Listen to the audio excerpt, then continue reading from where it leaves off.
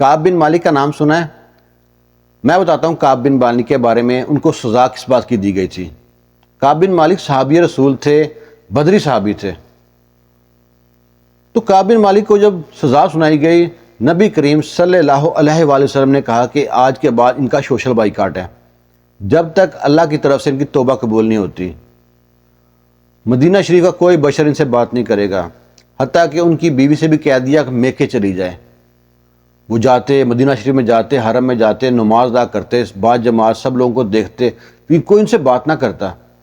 جماعت ختم ہونے کے بعد بیٹھے رہتے اپنی صف پہ اور دیکھتے رہتے نبی کریم صلی اللہ علیہ وآلہ وسلم کو کہ شاید میری طرف رخ کریں۔ اگر رخ کر بھی لیتے تو اپنا چہرہ انور دوسری طرف پھیر لیتے۔ وجہ کیا ہے؟ آپ کو وجہ بتاتے ہیں۔ جب جنگ تبوک کا اعلان کیا گیا، غزوہ تبوک کا، تو اس وقت مسلمانوں کی حالت بڑی فقیرانہ تھی، بڑے مسکین تھے، غربت میں زندگی گزر رہی تھی، اور عروج تھا اس وقت گرمی کا، گرمی پیک پہ تھی۔ اور گرمی میں پتہ ہے آپ کو کھجوریں پکے تیار ہوتی ہیں، کسان پورا سال انتظار کرتا ہے کہ کھجوریں لگائی ہیں پکے تیار ہوں گی، آتے جاتے دیکھتا تھا واہ ماشاءاللہ کھجوریں ریڈی ہو رہی ہیں، ان کو اتاریں گے، بیچیں گے، بزنس کریں گے، کاروبار کریں گے، گھر کا سرکٹ چلے گا۔ لیکن اس وقت نبی کریم صلی اللہ علیہ وآلہ وسلم نے اعلان کر دیا غزوہ تبوک کا۔ تو تبوک کا تو اعلان کر دیا غزوہ کا، لیکن اب جو منافق تھے وہ ہیلے بہانے شروع کر دیے انہوں نے، اور غزوہ تبوک میں شامل نہ ہوئے۔ اچھا، غزوہ تبوک کی سب سے اہم بات پتہ کیا ہے؟ نبی کریم صلی اللہ علیہ وآلہ وسلم کا یہ آخری مارکہ تھا، اس کے بعد آپ نے کوئی جنگ نہیں لڑی۔ اور اس کی ایک اور اہم بات یہ ہے کہ اس سے پہلے کسی بھی صحابہ رسول نے آپ کے ساتھ اتنا لمبا سفر نہیں کیا تھا۔ جو مدینہ شریف سے تبوک کا سفر تھا یہ 800-850 کلومیٹر کا ہے۔ تبوک کا مارکہ تھا، تبوک کا اعلان کر دیا، سارے صحابہ اکٹھے ہو گئے۔ جو منافق صحابہ تھے وہ ہیلے بہانے شروع کر دیے، لنگڑے ہیلے بہانے شروع کر دیے اور شامل نہ ہوئے۔ جن لوگوں کو آپ نے وہاں پہ چھوڑا، جن کے پاس سواری نہیں تھی، کوئی مسئلے تھے، بیمار تھے، ان کو جو چھوڑا یہاں اپنے گھر کی کفالت کے لیے چھوڑ دیا، باقی سب کو ساتھ لیا اور چل پڑے۔ انہی میں 3 صحابہ تھے جن میں ایک کعب بن مالک تھے، جو شامل ہونا چاہتے تھے، جو بدری صحابہ تھے لیکن شامل نہ ہو سکے۔ وہ سوچا ابھی نکلتا ہوں، ٹھہر کے نکلتا ہوں، شام کو نکلتا ہوں، صبح نکلتا ہوں۔ اتنی دیر میں آپ صلی اللہ علیہ وآلہ وسلم کا قافلہ نکل چکا تھا۔ پھر سوچا پیچھے جاتا ہوں، نکلتا ہوں، میں کل نکلتا ہوں، پرسوں نکلتا ہوں، کرتے کرتے پھر سوچا کہ یہ نہ ہو کہ میں ادھر سے نکلوں اور آپ صلی اللہ علیہ وسلم ادھر سے واپس آ رہے ہوں۔ اس چکر میں وہ شامل نہ ہو سکے۔ صحت مند تھے، سواری تھی، پیسہ تھا، ہٹے کٹے سب کچھ تھا، شامل نہ ہو سکے۔ اب جب جنگ ختم ہوئی، جنگ تبوک، صحابہ واپس آئے، آپ صلی اللہ علیہ وسلم واپس آئے، تو جو شامل نہ ہو سکے وہ لنگڑے ہیلے بہانے لے کر آپ صلی اللہ علیہ وسلم کے سامنے پیش ہوئے اور بتایا، ہم عذر پیش کرنے لگے، ہمارا یہ مسئلہ ہو گیا تھا، ہمارا یہ مسئلہ ہو گیا تھا، شامل نہ ہو سکے۔ سب جھوٹے بہانے تھے۔ نبی کریم صلی اللہ علیہ وسلم کو سب پتہ تھا، ان سب کو درگزر کرتے رہے، معاف کرتے رہے۔ اب باری آئی کعب بن مالک کی، تو یہ کہتے ہیں کہ ان سے بھی کہا لوگوں نے کہ آپ بھی جا کے کوئی بہانہ پیش کر دینا، عذر بتا دینا اپنا، لیکن انہوں نے عذر نہ بتایا۔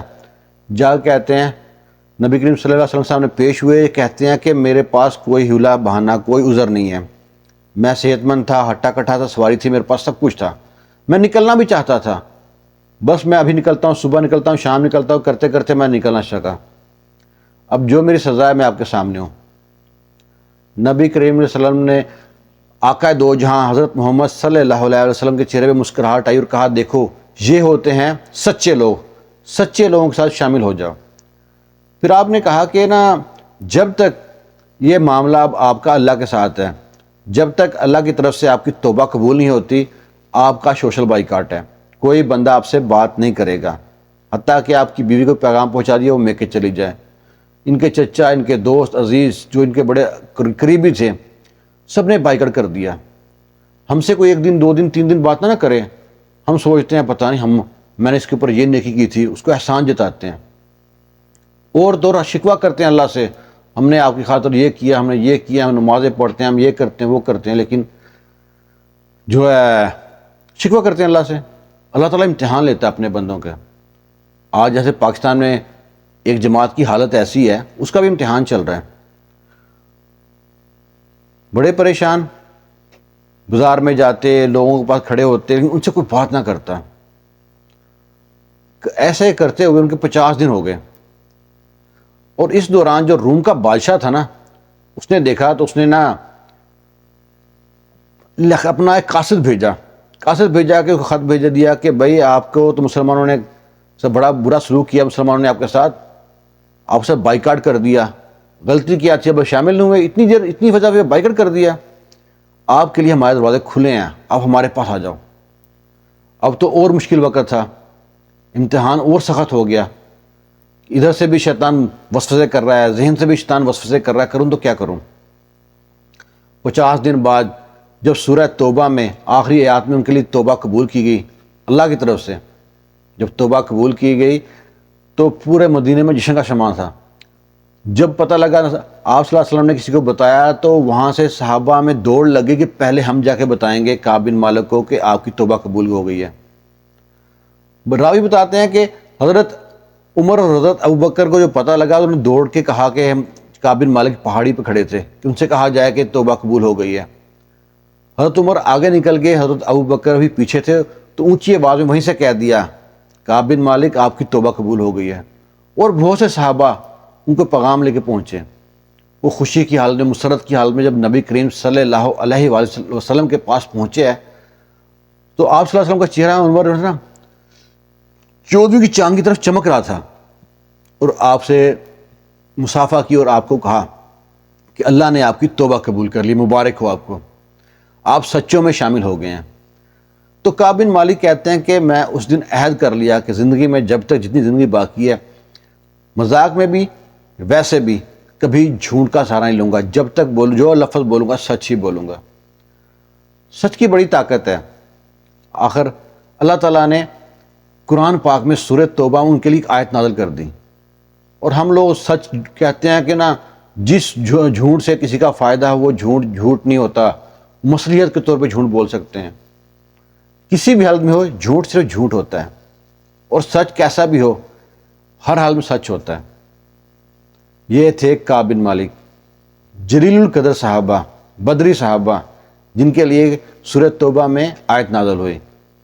ہو سکتا ہے بہت سے لوگ نہ جانتے ہوں، اور بہت سے لوگ مجھ سے بہتر جانتے ہوں، اس لیے میری کمی کوتاہیوں کو درگزر کر کے اس واقعے کو صرف رکھیں۔ میں نے کیونکہ جو واقعہ بیان کرتے ہیں نا عربی میں جب بیان کرتے ہیں تو حدیث اور حوالے اردو ساتھ ترجمے بھی پیش کرتے ہیں، تو اگر میرے سے کوئی، کیونکہ یہ واقعہ اسلامی واقعہ ہے، اس میں بتانے میں کوئی غلطی کوتاہی ہو جائے نا تو مجھے درگزر کریے گا۔